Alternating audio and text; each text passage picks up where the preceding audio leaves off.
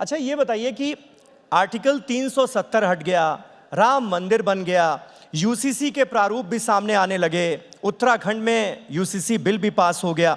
अब लोग पूछ रहे हैं कि भाई भारतीय जनता पार्टी आखिर अब किस एजेंडे पर काम करेगी? कौन सा वादा आने वाले वक्त में आपके घोषणा पत्र में होगा? देखिए, भारतीय जनता पार्टी की एजेंडा बहुत स्पष्ट है। सबका साथ, सबका विकास, सबकी विश्वास, सभी के लिए प्रयास करना। जब तक भारत की हर एक घर में आधुनिक और बुनियादी व्यवस्था नहीं पहुंच जाता है, हमारी जिम्मेवारी खत्म नहीं होती है। लोगों की रोजी रोटी, घर, कपड़े, सम्मान की जिंदगी, एक कल्याणकारी व्यवस्था की जिम्मेवारी होती है। भारतीय जनता पार्टी उस व्यवस्था के लिए प्रतिबद्ध है।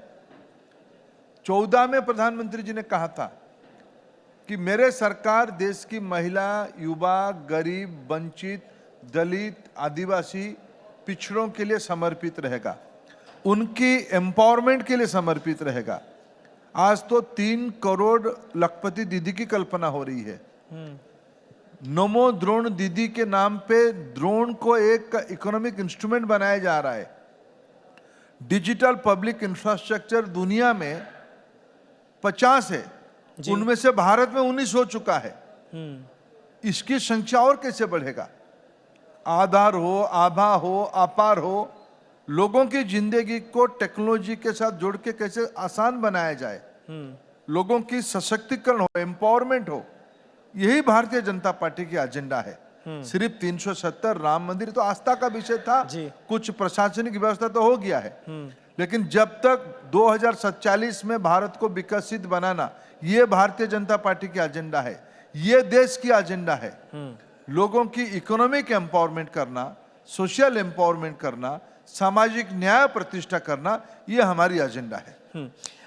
एक, क्योंकि हम बड़े एजेंडास की बात कर रहे हैं कि सरकार का आने वाले वक्त में एजेंडा क्या होगा, एक वन नेशन वन इलेक्शन का मुद्दा जो है, इस पर काफी काम भी हो रहा है, होता हुआ हम देख रहे हैं, एक समिति बन चुकी है।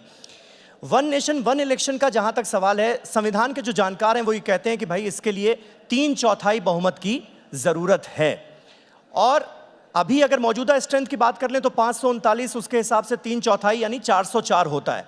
दूसरी तरफ आप बार बार इस बात पर जोर दे रहे हैं कि इस बार 400 सीटों की गारंटी है, 400 सीटें आनी है, तो क्या ये वन नेशन वन इलेक्शन की तरफ देश बहुत तेजी से आगे बढ़ेगा अगर आपकी सरकार आई तो? निश्चित रूप में बढ़ेगी, बढ़नी भी चाहिए, बढ़ेगा। तो चुनाव अगर अलग अलग समय में देश में होता है, आधे समय तो विकास के काम सब बाधक हो जाता है।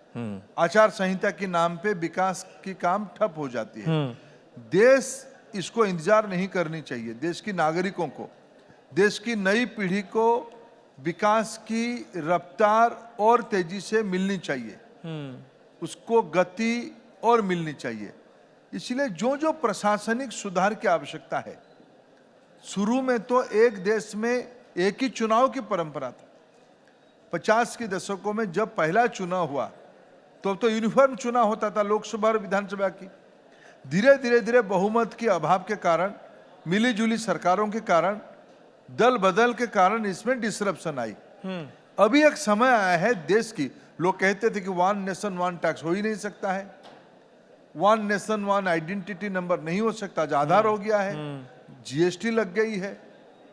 ये सारे को दिखते हुए धीरे धीरे सारा व्यवस्था में, कुछ लोग कहते थे भाई बजट मार्च में ही होनी चाहिए, मार्च फरवरी के अंत में होती थी जी, अभी फरवरी के प्रारंभ में हो गई है।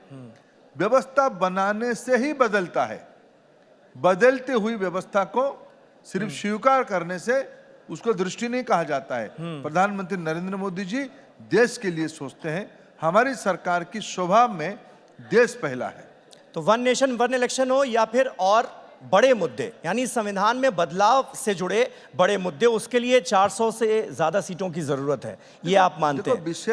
विषय नई सोचने का है। हाँ।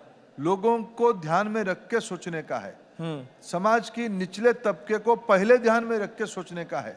नहीं, ऑपोजिशन ये कहता है ना, मल्लिकार्जुन खड़गे ये कहते हैं कि भाई ये अगर दोबारा अब आ गए सत्ता में तो संविधान बदल देंगे।